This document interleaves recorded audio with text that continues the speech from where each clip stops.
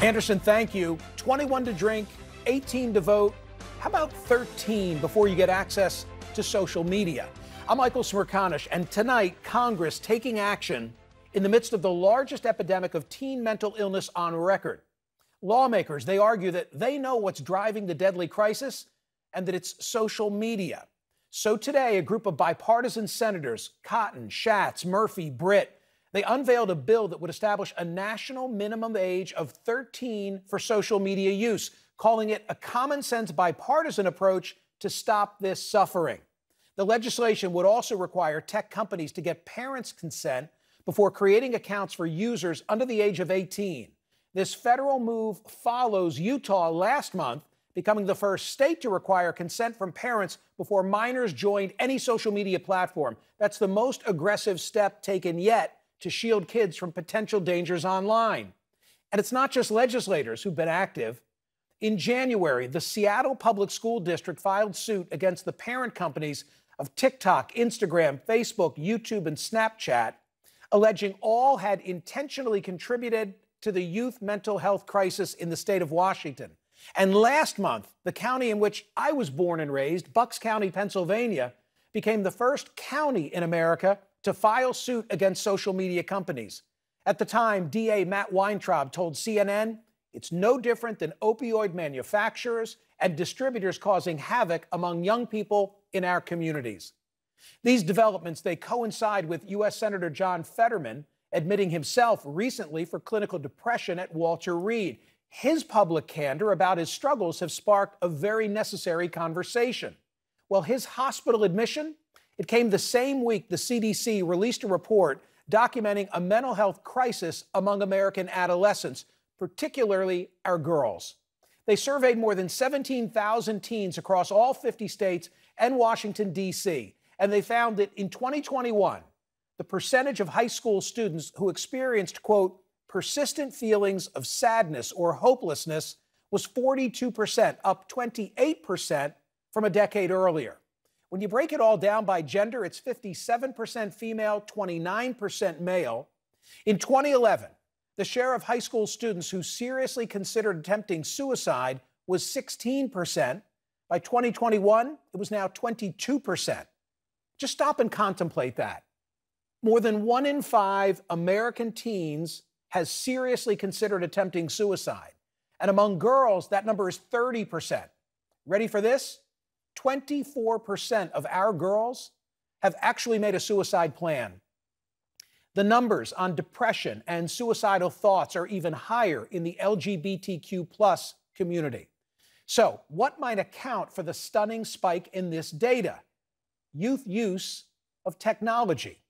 Psychologist Jean Twenge raised a giant red flag about this in 2017 after studying the mental health metrics of teens. She published her findings in a much-talked-about book called iGen. It's the term the PhD at San Diego State University uses to refer to those born between 1995 and 2012. She also wrote a provocative article in The Atlantic back then saying this: around 2012, I noticed abrupt shifts in teen behaviors and emotional states. In all my analysis of generational data, I had never seen anything like it. It's not an exaggeration to describe iGen as being on the brink of the worst mental health crisis in decades. Much of this deterioration can be traced to their phones. Twenge warned of what was on the horizon, and she was right. 6 years later, she's just published a follow-up, a new book with more data backing up her hypothesis connecting social media to teen depression. It's called Generations. She points out that 2012 marked the year when more than half of America now had cell phones. It was also the year that Facebook acquired Instagram. It was the beginning of the selfie era, which all coincided with steep declines in teens hanging out with friends, dating, having sex. That might sound like good news for parents, but it's actually tied to steep rises in teen depression and suicide, and much of it can be traced to changes in their interaction due to technology. Ironically, connectivity, it's made us more disconnected. Look, it's not complicated. Good things happen for us when we socialize in person, and have common experiences, regardless of party affiliation, income, or race, the alternative is perilous. All of this separation is harming our kids, leaving all of us scared and distorting the depth of our political divide. And it's all made worse by the fact that society still doesn't treat brain and physical health the same. There remains a stigma to the former, which causes those afflicted to remain in the shadows. Schools, workplaces, healthcare plans, and American society in general still doesn't treat those with a mental illness the same way it treats those with a physical affliction. Think about it. God forbid someone in your orbit gets cancer. What happens? People rush to raise GoFundMe money, bake cakes, and help take care of the kids.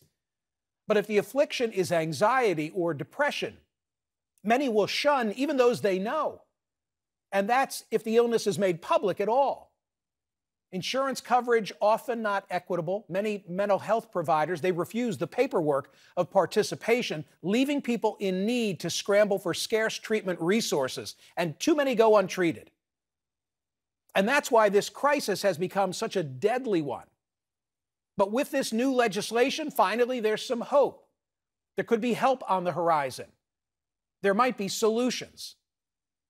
I want to talk about this now with a friend of my Saturday program, NYU professor Scott Galloway. He's the author of the book Adrift and host of the Professor G podcast. Scott, thanks so much for being here. What do you make of the fact that there's now this bipartisan bill seeking to impose an age requirement for access to social media?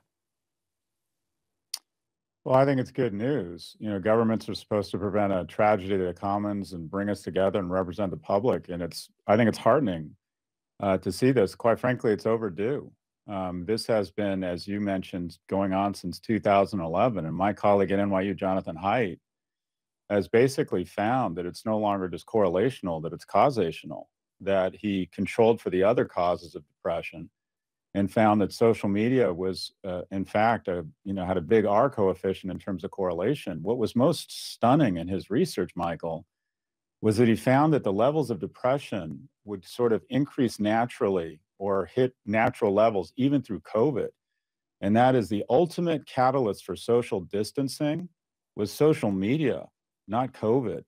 So I think it's heartening. I hope it happens. It'll be the first legislation against big tech. Think about this. We have the SEC for the finance industry. We have the FDA for the food and pharmaceutical industry. We literally have no regulation across an industry where now 1 in 5 10th graders are spending 7 hours a day. And as you referenced, appears to be the increasing cause of harm and depression among our most valuable resource, our teens. You know, I heard Bill Maher address this subject recently. It might have been the night that you were on most recently. And in a word, he referred to it as mingling. We got to mingle. Our kids need to mingle because they are growing up now devoid of the social interaction that was part and parcel of, you and I when we were being mentored by older folks that we wish to follow in their footsteps. Well, there's a very dangerous trend, and that is most social activity now amongst young people is asynchronous. And when you take out the synchronicity and the in-person dynamic of social interaction, our discourse becomes more coarse. People become less thoughtful. People don't learn in real time what is appropriate behavior, what isn't. People have an opportunity to misinterpret people's intentions. They're just generally, think about your Twitter feed, Michael. You'd never say these things. People would never say these things to you in person. And I don't care if it's orcas or dogs or humans. We're mammals. When we are isolated from each other, what is the most severe punishment other than capital punishment in America? It's isolation in our prisons. We are mammals. We're meant to see, touch, and feel each other. And when we don't, we literally go crazy. Or in this instance, when the number of teens who sees their friends every day has been cut in half, you have skyrocketing mental illness. And what's even the most disturbing thing about Professor Hyde's study is that there's a cohort effect, because the natural solution would be to reduce the amount of time kids are spending on social media. But what he's found is that when kids are spending so much time on social media, when one person gives it up, or their parents take it away, they too become depressed because they are ostracized or isolated. So we're talking about a generational impact on social media or the depression of social media, not just amongst those who are using it, but everyone in that cohort. Scott, I know business leaders, including those in Silicon Valley, pay close attention to what you have to say. You're so good at seeing around corners. What do you think their response will be to all of this? Because it's multifaceted, right? It's now federal legislators. There's the action on a state level. There's the county that I was born and raised in. There's the school district in Seattle, all now saying the same thing. How do you think they'll respond in Silicon Valley? They'll act very concerned, say that this is a huge problem. They will welcome, at least publicly, regulation, and then they will deploy an army of capital and lobbyists to slowly kill any regulation.